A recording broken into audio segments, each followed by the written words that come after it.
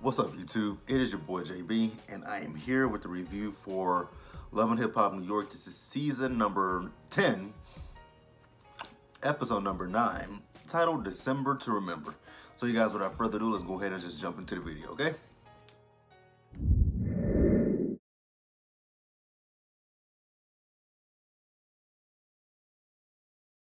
Alright, you guys, so before we get into the video, I want to say quick congratulations to Eric and Safari. They had their baby girl yesterday. And then also, congratulations are in order to Yandy and Mendeecees. Mendeecees has been released from prison after 4 years when she was serving an 8 to 10 year sentence. Okay, so since we are talking about Yandy, now let's speak about Yandy then real quick. Why did she have to dress up like Cruella de Vil, and why did they have to take those sweats and those shoes and just dump them right in the trash can? You couldn't give them to a homeless person on the streets? Whatever. But so we see her in this episode, you know, she's riding through the city, just looking all depressed out the window like a, you know, like a 2000 music video. So then she gets a call from Mendeecees, and Mendeecees is talking about, you know, the fact that at that point, he was still in jail. You know, she's like, I needed you home. Well, girl, he's in prison. Like, he's serving 8 to 10 years. So I don't know what you were really expecting, but okay. So, you know, he said, you know what, he thinks his paperwork may have gotten lost. And he thinks that his paperwork got lost at that prison that Yandy got maced at last year. And she's like, oh, crap. So then we also do see Yandy. She's meeting up with her friend Jamila, the one that she had, I think, in episode 2 or 1, whichever one. So, you know, she's showing her what's going on at her prison out there in Jackson, Mississippi. How the, you know, there are rats running around. There's feces. Ugh. The toilets are, ugh. Let's move on, because I don't really want to talk about that because that's disgusting. I get it. You know, they're in prison. They've done something against society, but it's bad enough that they're in prison. So why treat them any worse? Like, why treat them like second-class citizens? Like, I don't, you know, when I see some of the stuff that goes on in prisons, I just don't understand it. Again, like I said, I get it. They done something that was, you know, against the law, but to treat people poorly and inhumane, I don't agree with that. It's despicable and deplorable. It's completely disgusting. So, you know, Jamila wants Yandy to go out there, but Yandy's just a little bit skeptical about doing that because of this whole situation with Mendeecees. But eventually she says she's in, and then we do later see Yandy in the episode. She's out there in Jackson, and, you know, she's doing everything that she can. You know, she's using her platform to, you know, make sure that she can just, you know, get these people their rights as a human being, which I'll definitely give Yandy that. You know, she's not my favorite person on this show, but, you know, sometimes she has her redeeming qualities, and this is one of those qualities right about now. So let's move on, you guys.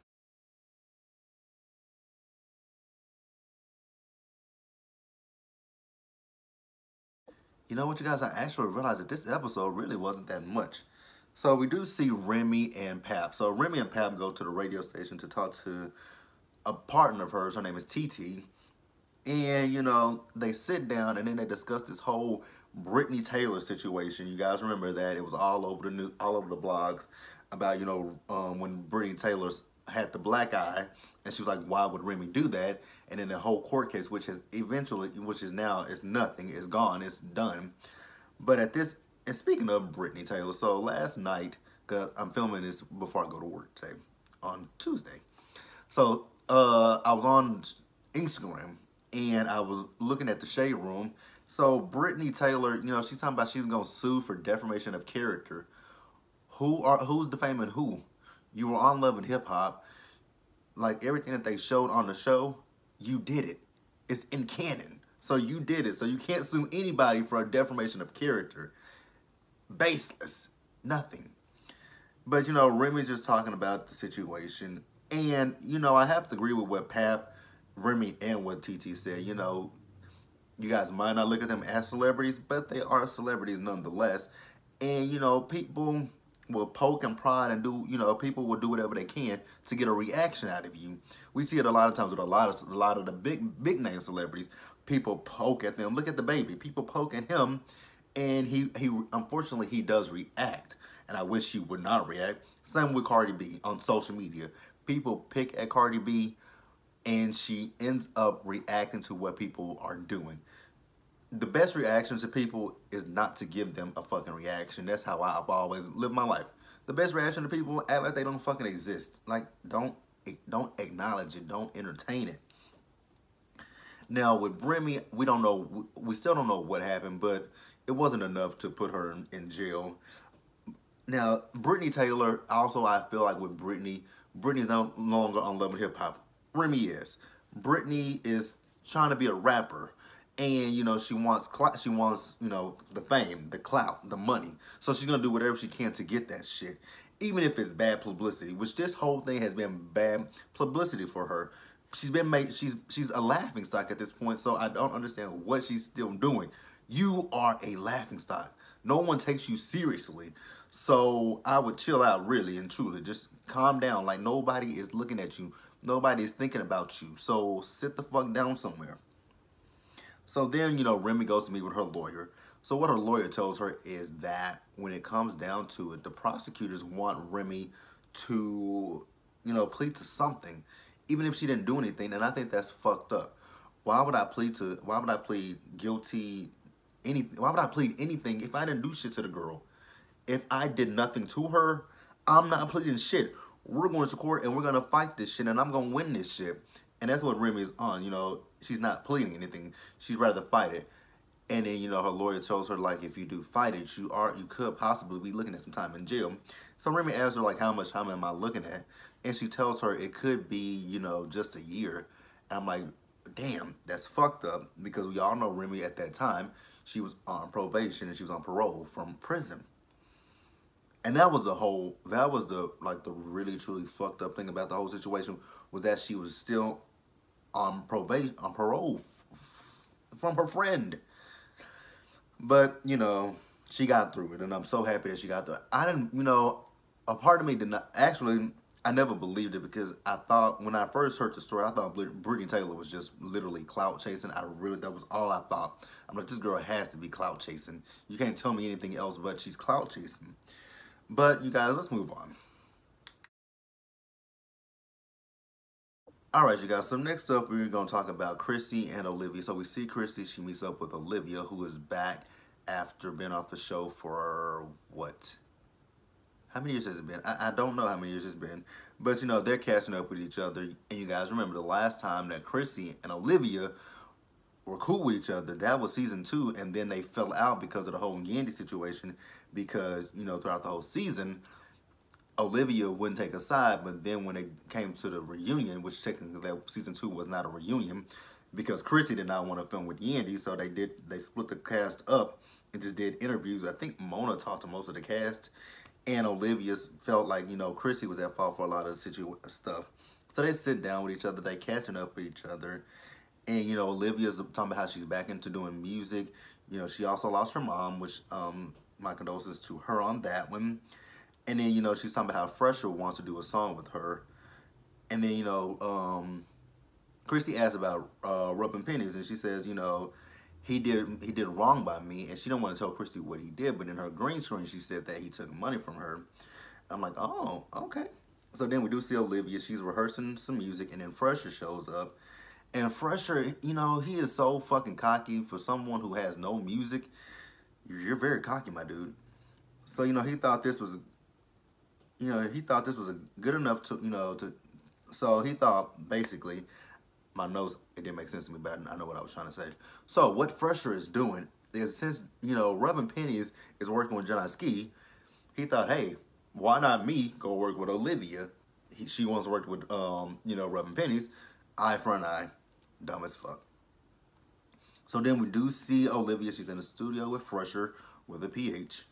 And, Rubbing Pennies shows up. And then, Fresher ends up leaving those two in there to talk to each other. And, things go left when Olivia goes off on him about the song December that they... December. Oh God, I will never forget December. December. Oh shit, December. The song that he took from Erica and gave to Olivia. Ah! So yeah, basically what it is with that situation, December and another song that she did with him. So all the money that was made from that song, it went to Dollars Unlimited, which is Rich's company, and she didn't get shit from it. So she's pissed off. And you know, I mean, I understand where she's coming from. She should have got something from it.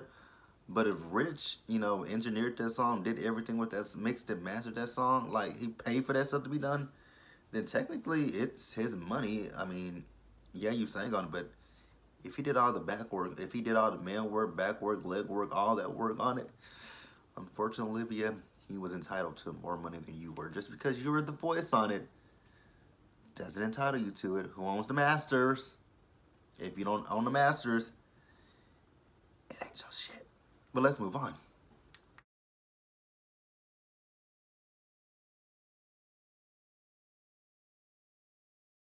All right, you guys. So the episode actually picked up with the Messy Crew and Tahiri.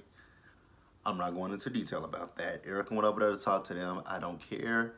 This shit is stupid. Joe don't owe nobody explanation. Tahiri don't owe nobody an explanation.